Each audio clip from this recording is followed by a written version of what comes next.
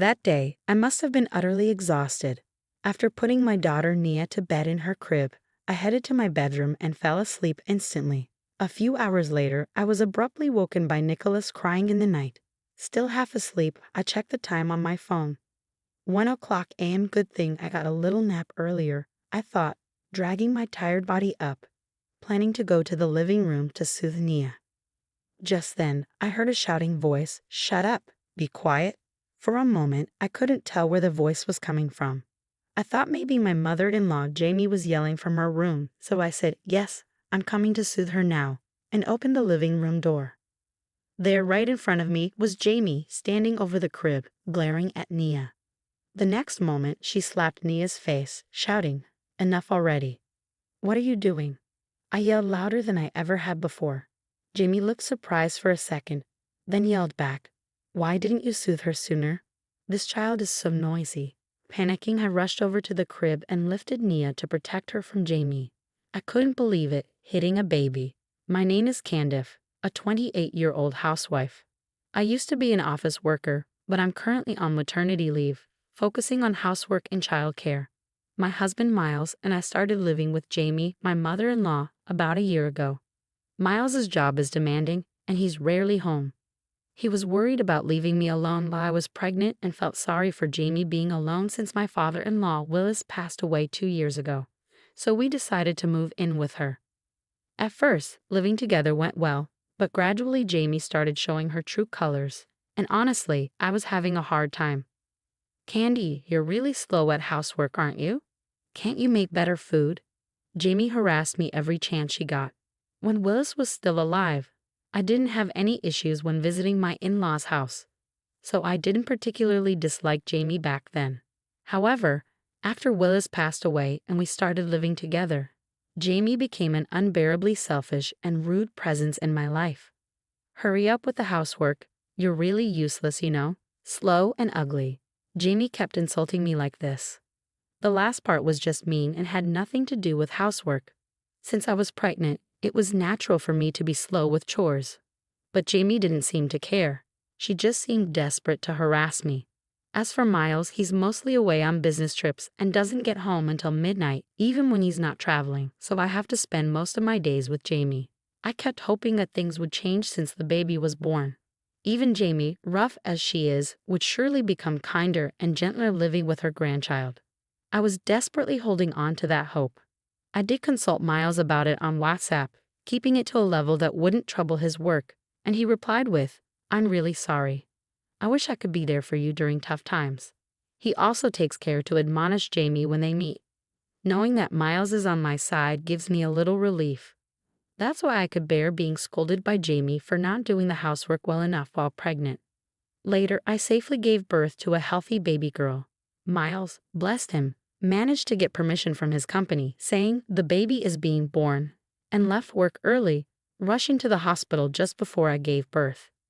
When he held our newborn daughter, he looked so happy and said, "She's really cute, like an angel." I was happy too, having given birth to the child of the man I love. I reported the birth of our healthy baby girl to Jamie through WhatsApp.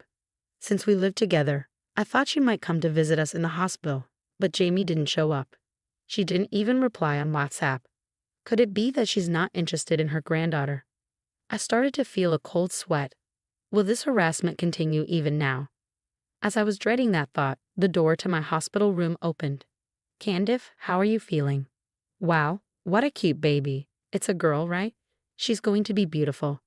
It was my sister-in-law, Leela, who came to visit. Leela is very kind and cheerful, and she's always been good to me. I've always loved Leela. She's already married and has children, so I had decided to consult her about parenting. "What's her name?" "Miles and I decided to name her Nia." "Oh, that's a nice name. Wait, hasn't Mom come?" "No, I did contact her, but she ignored the read receipt." "Oh, I see. She's really a pain sometimes, isn't she? Unpredictable and lacking common sense." "Well, yeah. Leela is straightforward, and I've always appreciated that about her. She once told me, 'If you ever have a problem living with Mom, feel free to vent to me.' That really saved me, so I used to honestly complain to Leela when things got really tough. Leela understood Jamie's difficult nature, So she knew that if she scolded Jamie based on what I told her, Jamie would end up taking it out on me. That's why she wouldn't admonish Jamie unless it was really necessary. At that time, just being able to vent was enough to relieve my stress. I had no idea things would get harder after Nia was born. When I got discharged from the hospital and returned home with Nia, Jamie didn't mention her at all. "Hurry up and clean," she said. I couldn't believe it. It was as if she completely ignored Nia's existence. Despite feeling upset, I put Nia in her crib and started cleaning. About 5 minutes later, Jamie started yelling, "Candy, come here." "Yes, what is it?" "That baby is noisy. Do something about her crying." "I'm sorry." Again, I couldn't believe it, referring to her as that baby as if she's a nuisance and telling me to do something about her crying. Jamie continued to treat Nia poorly. "The baby is crying. It stinks. Change her diaper now. The crib is in the way. Shut up, baby." Jamie shouted these things each time, and Nia would cry louder in fright, which made Jamie even angrier. It was a very uncomfortable atmosphere for Nia and me. "Jamie, her name is Nia. Can you please call her by her name?" "Shut up. Don't tell me what to do. You're her mother, so it's your job to take care of her. Make sure I'm comfortable." "Look, she's crying again." Nicola had started crying because Jamie yelled. I had just put her to bed. I had to stop my chores and go soothe Nicola, and if that delayed the housework, Jamie would get mad about that too. When I put Nicola back to bed and resumed my chores, Jamie said, "This is really in the way, takes up so much space," and kicked the crib. The crib shook, and Nicola woke up crying again. "What are you doing, Jamie?" "Shut up. It's your fault for putting such a big thing here." "But it was you who told us to put the bed in the living room because it's noisy when she cries at night in our room." "Are you complaining to me now? Stop arguing and soothe that noisy child." "That noisy child? This person is really the worst." I had no choice but to do my chores while holding Nicola. Trying to balance housework and childcare without angering Jamie was really tough, and I was gradually getting exhausted. If I focused too much on childcare, I'd be scolded for being slow at housework. If I focused on chores, I'd be berated for parenting. Miles was away on a business trip for about 2 months and wasn't home. I couldn't bear it and tried consulting him over WhatsApp and phone, but he seemed busy and couldn't talk long. He'd apologized many times saying, "I'm really sorry for the hard times." But I felt guilty making him apologize when he was working so hard for our family. Then something unbelievable happened. That day, maybe because I was so tired, I fell asleep as soon as I put Nicola in her crib and went to my bedroom. A few hours must have passed when I suddenly woke up to Nicola crying in the night. Still half asleep, I checked the time on my mobile phone. 1:00 a.m. Good thing I got a little nap earlier, I thought, dragging my tired body up, planning to go to the living room to soothe Nicola. Just then, I heard a shouting voice, "Shut up! Be quiet!" For a moment, I couldn't tell where the voice was coming from.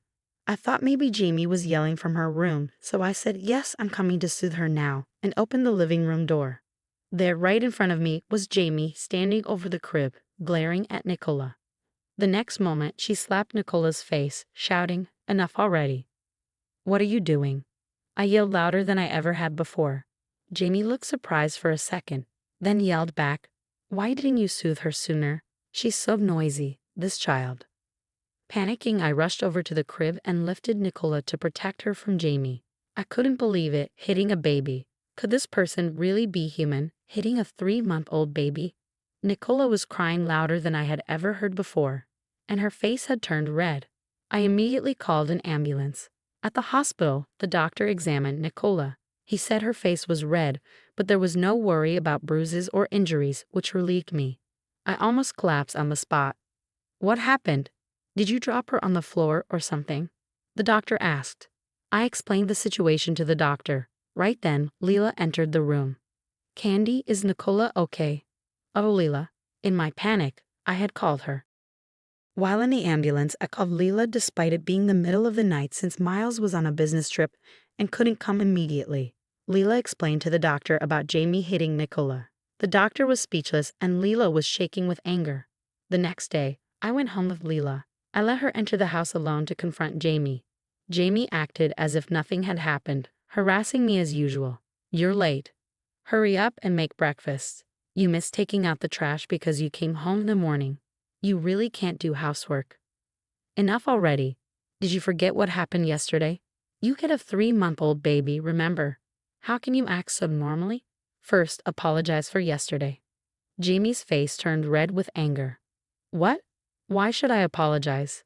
That child was the noisy one. I just slapped her because she wouldn't listen. It's a part of discipline. I thought she wouldn't be quiet otherwise. That's not discipline. It's just violence. Enough, so I'm noisy.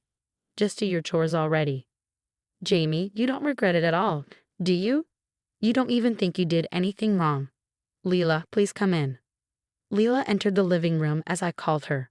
Why is Leela here? Mom, what are you doing? I can't believe you did such a thing. No, Jamie was flustered by Leela's arrival. Mom, you do realize that what you did is legally punishable, right? Jamie's face turned pale. Leela, you're not going to sue your own mother, are you? The one who's going to sue is Candice. I'll just be her lawyer. But wait, it was just a part of her education. Who would agree that hitting a baby is education? This is a case of assault. No matter how much Jamie tried to justify her actions, they could never be excused. I'll definitely sue you. Be prepared, I told Jamie. Jamie began to cry quietly. I'm sorry, Candy. I always lose control when I get angry and end up regretting it later. I've always been depressed and regretful about how I treated you and Nia. I truly am sorry for what happened. Why did I raise my hand to her? I always wanted a boy for the eldest grandson. It was also Willis's wish. Willis's wish? It might be an old-fashioned thought, but we always hoped for a boy to carry on the family line. When a girl was born instead, I was happy about the birth of a granddaughter, but also felt like I failed to fulfill a promise to Willis. Every time I got angry, I couldn't control myself. I'm really sorry. Jamie continued speaking through her tears. Please, Candy, change me. I'll do anything. Jamie said this and then deeply apologized. Jamie, please calm down. Let's talk properly first. No, I've done something terrible. No amount of apologies will ever be enough. Jamie kept apologizing repeatedly. I felt my heart wavering and almost forgave her. That's when Leela spoke up. Don't take her seriously, Candy. Mom always pretends to be deeply remorseful like this when she's cornered just to end criticism against her. Huh. She did the same when Dad found out about her affair. He forgave her because he fell for her act, but her tears dried up immediately afterward. This is probably just an act too, right? You can't fool me. Leela's observation made Jamie falter. What are you saying, Leela? Looking closely, Jamie's tears, which were flowing heavily just a moment ago, had already dried up. It was likely fake crying. Jamie, I can't forgive you anymore. How twisted can you be to try to weasel out of what you've done? Wait a minute, I'm not trying to escape anything. Okay, I understand. But we've already decided to take legal action. As I said that, Jamie's face turned red with anger. Don't joke with me. Why should I be subjected to this by a daughter-in-law like you?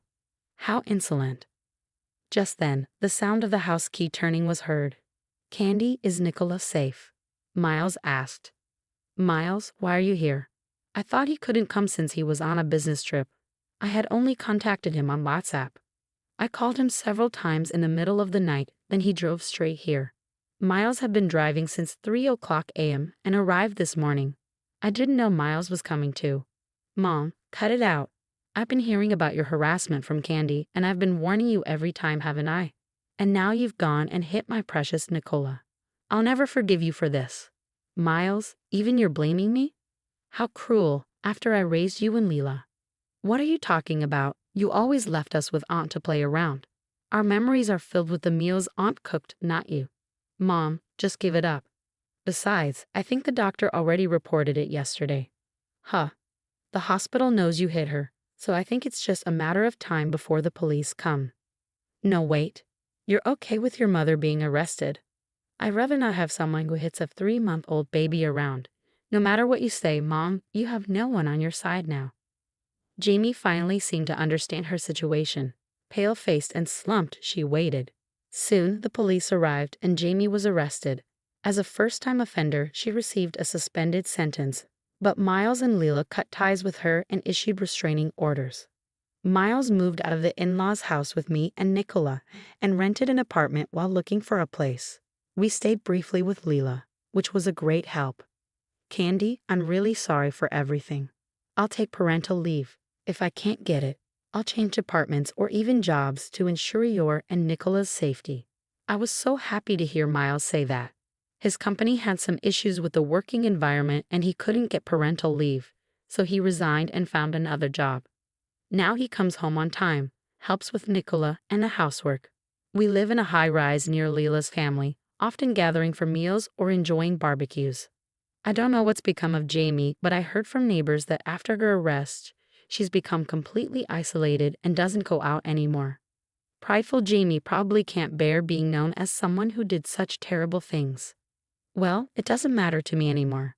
She doesn't know where we moved, so there's no chance of meeting or her showing up unexpectedly. I plan to live happily, supporting each other as a family with Miles, Nicola, and Leela's family.